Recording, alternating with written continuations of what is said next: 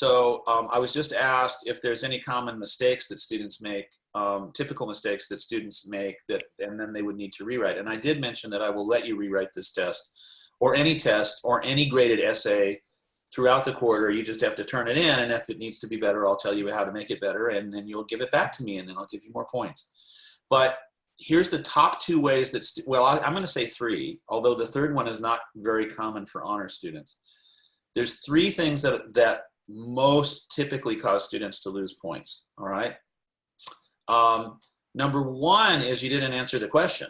So the first thing we did in this session before I pushed the record button late was to everybody pick out something from the question. And this question this week is kind of complicated, right? So you need to make sure that you're answering my whole question.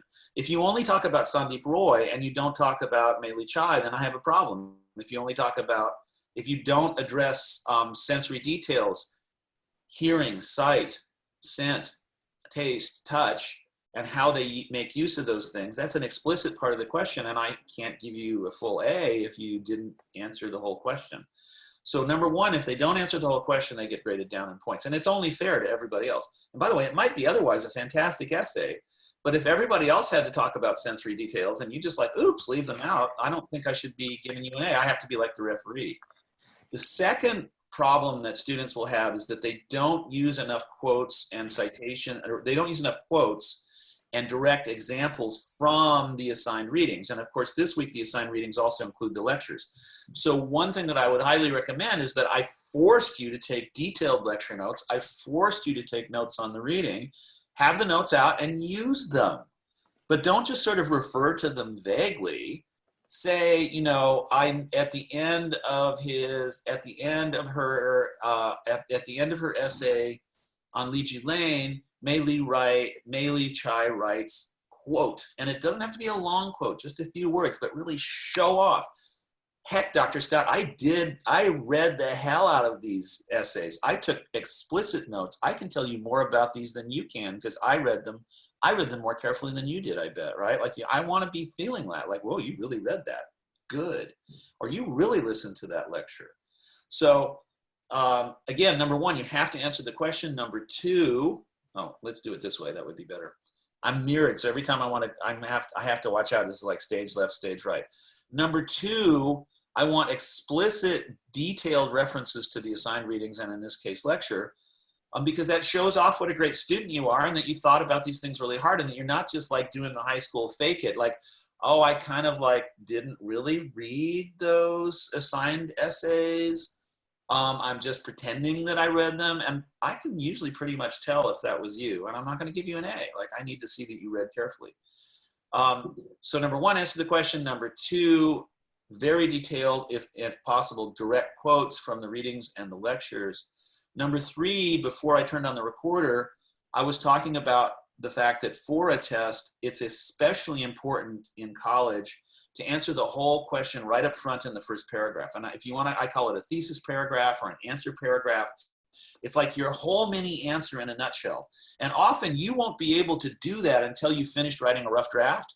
And here you are, and you're typing, and at the very end you say, in conclusion, here's all the things that I said. You need to take that in conclusion thing, and you need to put the conclusion in the beginning.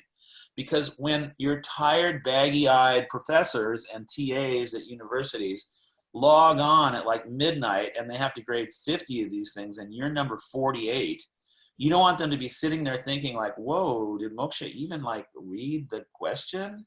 Like, she's only talking about Sandeep Roy. Like, where's the Mei Li Chai part? Where's the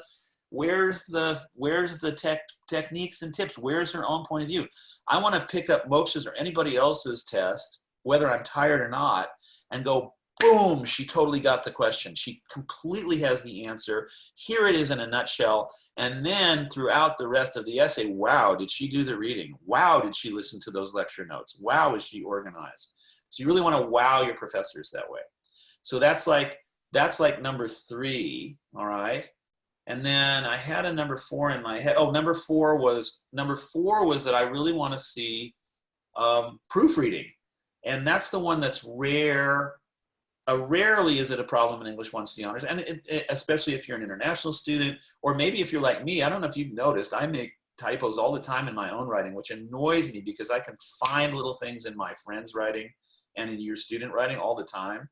Like my writer friends send stuff to me and they're like, how did you find that like missing semicolon? I'm like, well, I just did.